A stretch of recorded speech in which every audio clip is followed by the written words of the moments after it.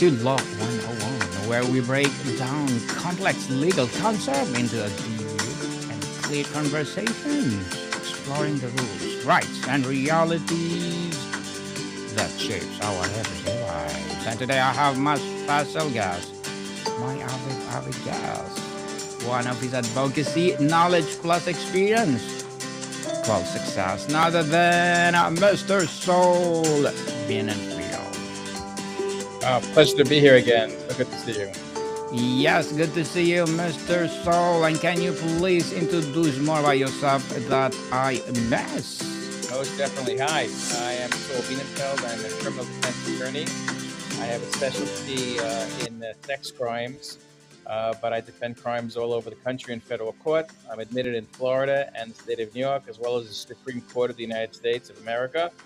And I will defend any crime and that someone is accused of, and I do it quite successfully. Yes, and thank you so much for doing that, Mr. Saul. Thank you for sharing your knowledge and wisdom to the world. And today, let's talk about jury duty. What does a juror should actually know? Wow, it's so interesting because jury duty, everyone thinks is that they know everything about jury duty. But jury duty is one of the few moments where an ordinary person exercises direct power over the government. It's not theoretical power, it's real power, the power to deprive someone else of their liberty or to protect their liberty. And yet, jurors are often asked to do what exactly that with very little explanation of what the law actually requires of them. It's a major problem. They're not educated enough before going and serving on jury duty. Hmm. So People think they could people. just walk in and figure it out on their own, but Mhm. unfortunately, instinct and fairness are not always the same thing as legal justice. So, what is the first misconception that jurors usually bring with them? Great question. Uh, that the fact that a case made it to trial means something has already been proven. That's not true. It hasn't. Nothing has been proven. Charges are merely allegations, nothing more. They're the product of a one-sided process where the defense has had zero opportunity to present evidence or challenge the assumptions. What jurors often don't realize is that they're not reviewing a completed investigation, they're witnessing the first real test of that investigation. Mr. Saul, another issue jurors struggle with is silence. When a defendant does not satisfy You know, or testify itself. that's a major problem because that struggle is so human. We're conditioned to believe that innocent people speak up, but the right to remain silent exists because speaking can be dangerous even for the innocent person. Words get misunderstood, statements get taken out of context. Silence is not evasive, it's constitutional protection. Jurors are instructed not to hold silence against a defendant. But what they're not told, or what they're rarely told, is why that instruction exists. Without understanding the reason, the instruction becomes harder to honor. It's a human thing to say, I want to hear from the other side. It's a human thing to say, if he's not getting on the stand and testifying about what really happened, then he's probably lying or has something to hide. I understand that, but jurors need to be educated as to why silence is allowed. Mhm. So, Mr. Saul, how would you explain the importance of a jury duty to someone who sees as an inconvenience rather than a civic responsibility? Well, I would hope that everyone sees it as a civic responsibility. And unfortunately, there's a lot of people out there who just say, I want to get out of jury duty. That's not what this is about. That's not what the Constitution says, go get out of jury duty. Um, it's a responsibility of everyone to be the judge of the facts. What happened? That's what a jurist does. He judges the facts, not the law. It's the judge who takes care of the law, the facts. And it's so important for the system to work if we have reasonable and honest and moral jurors to listen to the facts and make those decisions. Yes, listen, people, for sure. So, what role does jury duty play in preserving fairness and public trust in the justice system? Well, without it, there will be no justice system. That's the problem. Jurors are expected to work together as a team and to come up with a verdict. Now, when they can't work together as a team and come up with a verdict, we have something called a hung jury, where there has been no decision whatsoever, and perhaps there'll be another trial with a different jury, which is always a possibility. But they have to at least try. They have to discuss the case with each other. They have to make decisions with each other what happened. And then they have to report that decision back to the court in terms of guilt or not guilt. Remember, Mhm. jury is never determining innocence. They're determining guilt or not guilt. And that's where the most important phrase comes in, which in a criminal case is called beyond a reasonable doubt. So, people, we are discussing American justice, right, Mr. Saul? That's right. Yeah, so how the juror acts and do their job in case of they are in their duty.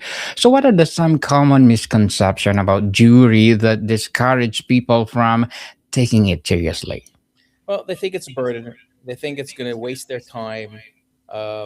It's unfortunate that not everyone called for jury duty is actually placed on a jury. I understand that. Not everyone qualifies, but you still have to be there and wait to see if you are a qualified person, a qualified candidate to sit on a jury. It's a big responsibility and it's important. And a lot of people think, oh, it's going to take too much of my time, or I have children at home, or I have to be in school, or I don't want to miss time from work. If everyone felt that way, we wouldn't have a jury system. And without a jury system, who's going to make the decisions on the facts? The judge? The judge is not in a position to decide facts. The judge is in a position to decide the law. And that's what makes this system so great.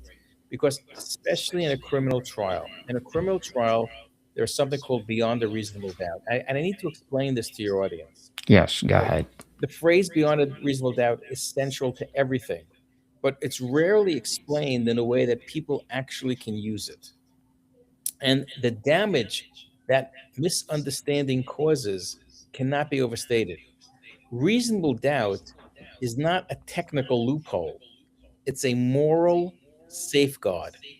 It means that before the government takes someone's freedom away, the evidence must leave you with no real evidence based hesitation, not discomfort, not curiosity, not questions you can't articulate. It has to be a hesitation grounded in reason. It's not about certainty.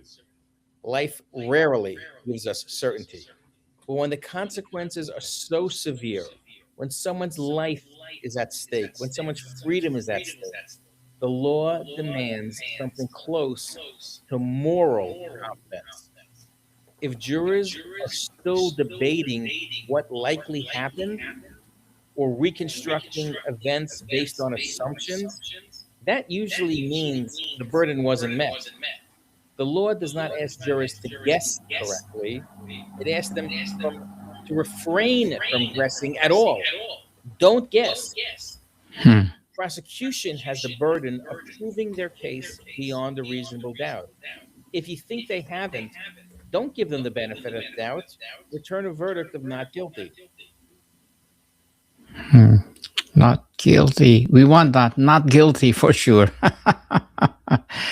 And Mr. Soul, how would you or how does jury duty balance individual judgment with the collective responsibility among jurors? It's a great question because there's a lot of emotional and social pressures that come with deliberation. Um, there's always this desire that everyone has. I want to agree with somebody else. And there's always a discomfort that people have when they dissent, when they don't agree with somebody else.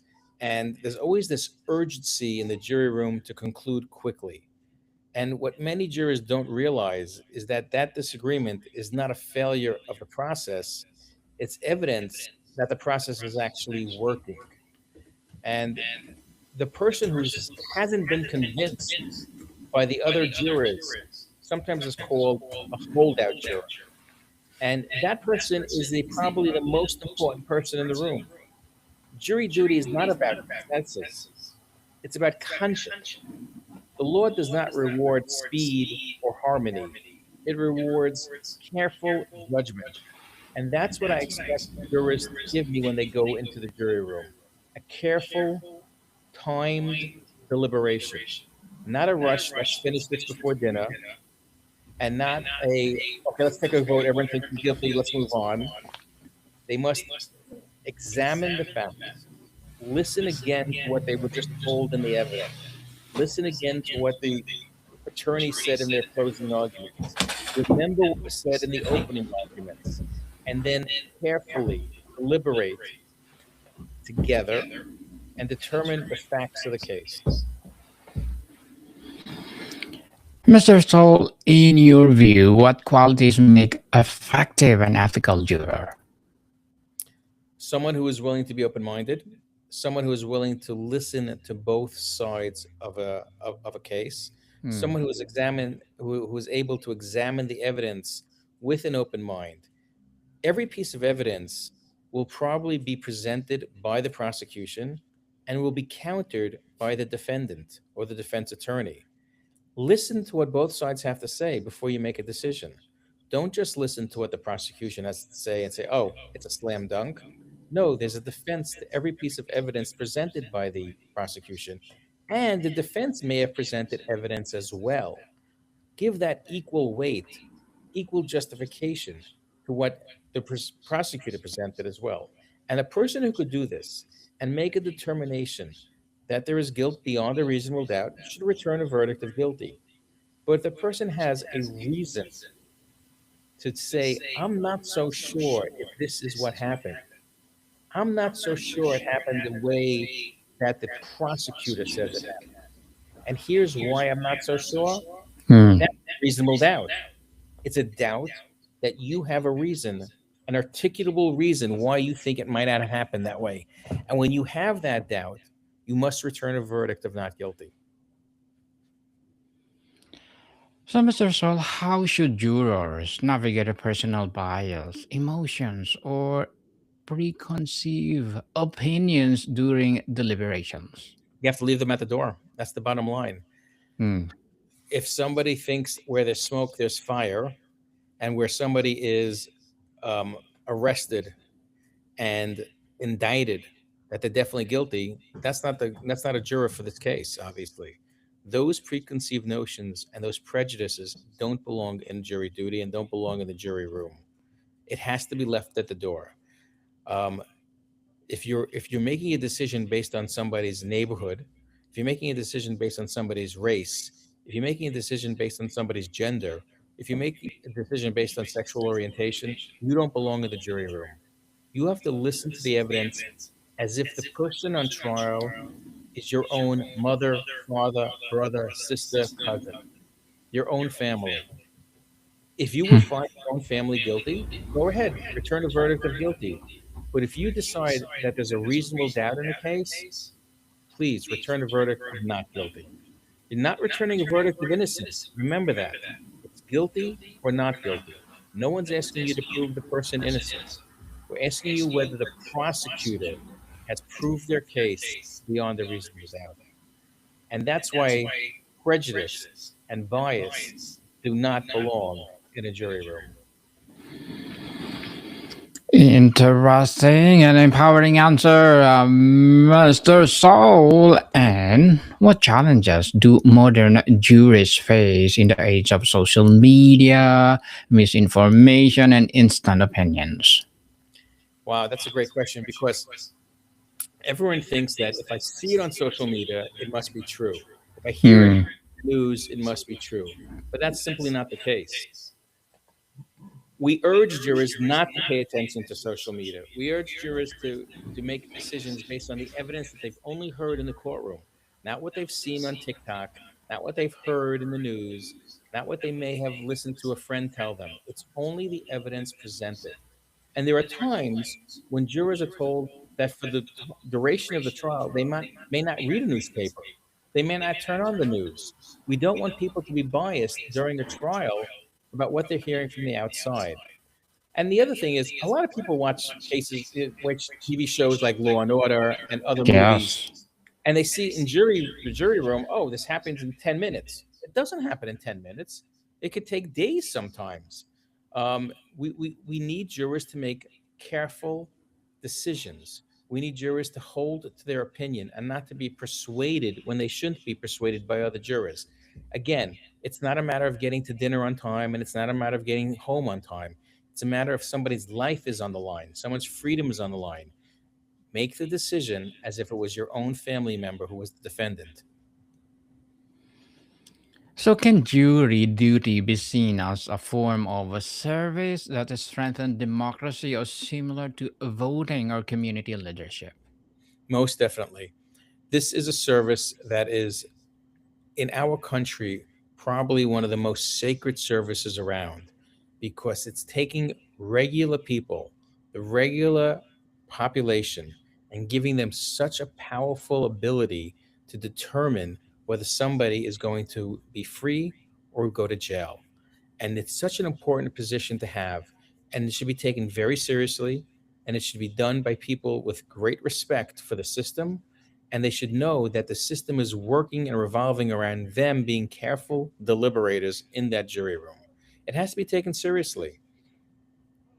Seriously, people, seriously, because this is a national, well, national thing that we need to be serious about. What lesson about responsibility, empathy, or injustice can individuals carry into everyday life after serving on a jury? Well, after serving on a jury, no matter what the outcome, jurors have a right to discuss whatever happened during deliberations with anyone they wish. They sometimes discuss it with the attorneys, they sometimes discuss it with court reporters. But more importantly, discussing rather than what happened in the jury room, they should discuss the process. How somebody was accused of a crime, went to a trial, and had the occasion of having a jury decide their fate, and how important that service was. And they should tell their friends, you know what, I served on a jury, and it wasn't a terrible thing. It wasn't torturous. I wasn't held in a small dusty room and just given bread and water. Jurors are fed very nicely. They should Hmm. be able to encourage other people that when they're called for jury duty, not to avoid it, but to actually embrace it and sit and hopefully get on a jury, because it's a wonderful experience. You're going to meet people you've never met before in your life, and you probably won't meet them again after jury duty. But for those days that you're together, you're making an important decision in someone's life. So, what would you say to someone trying to avoid jury duty? What are they missing by not serving? Well, first of all, I'd say don't. You're missing out on a constitutional right that you would want for yourself or your family member if you were ever accused of a crime, or in a civil case, if you ever fought a civil case. It's an extremely important right to have a jury decide your fate. You could, by the way, waive a jury duty, waive jury rather, jury trial whenever you want. You could have a judge make all these decisions for you, but most people don't.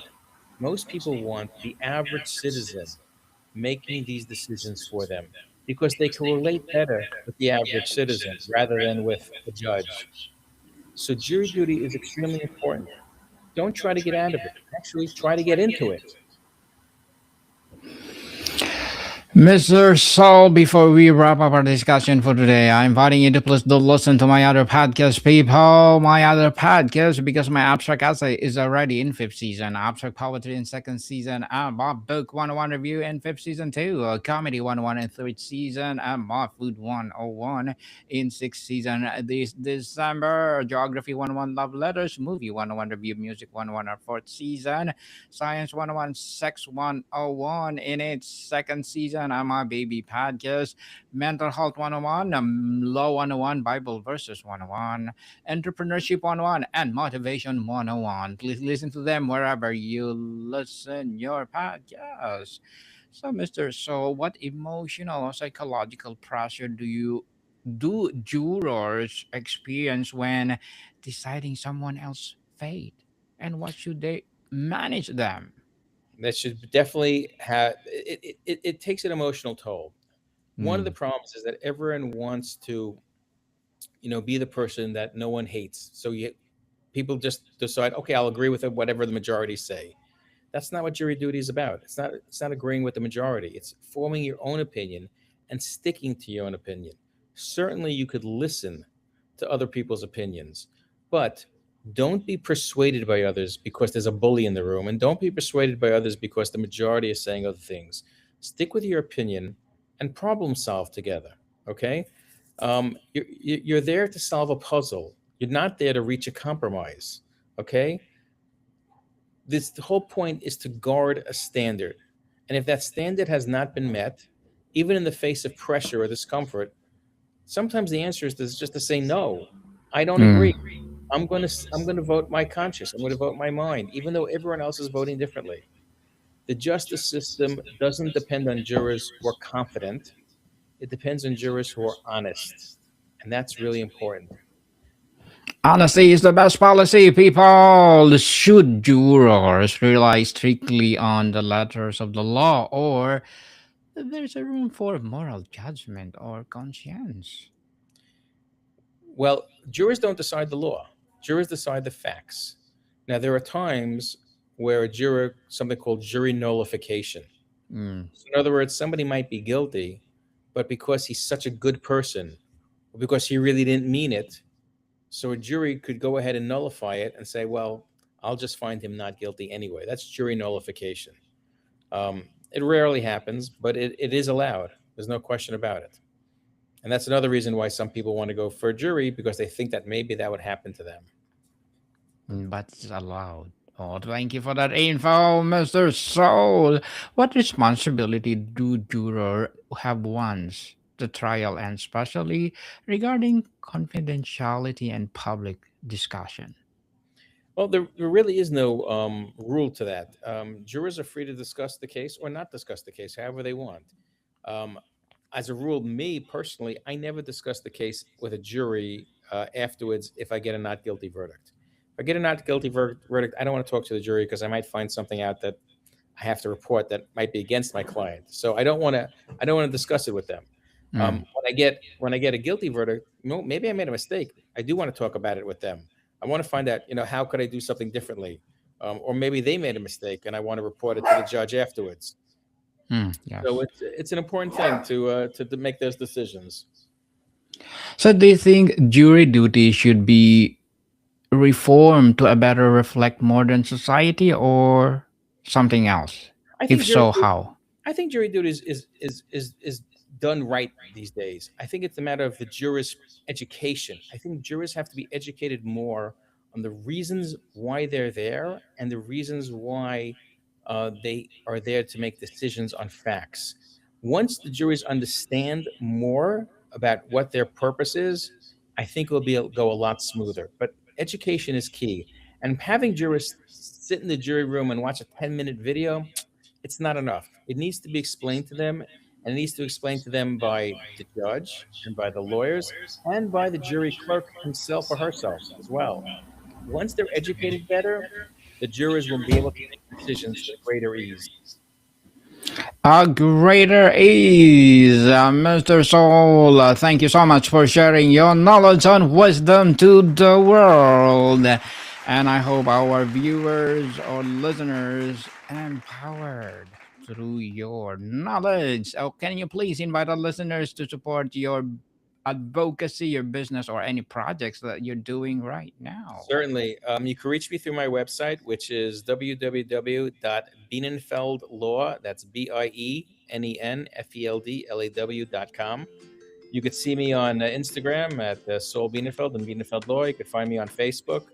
You could find me on YouTube as well. I have a YouTube channel, and my YouTube channel has a lot of you on it as well, Daniel. So It's always a pleasure Yes. working with you. Yes, let's support Mr. Soul, people. And one more question, Mr. Soul, before I let you go. How does jury service contribute to a deeper understanding of rights, accountability, and the rule of law? Jury service definitely allows people to understand that everyone has the right to the best defense possible, and that they are there, the regular citizen of the United States is there to make a decision whether somebody should go free or to go to jail. That is a powerful, powerful process, and it's a powerful position that a juror is in. And they need to take it seriously and understand it and not try to get out of it.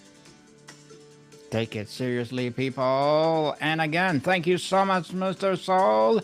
Catch you next month for another well informed episode. More to come, people. See you Take care, soon. Daniel. Great seeing you.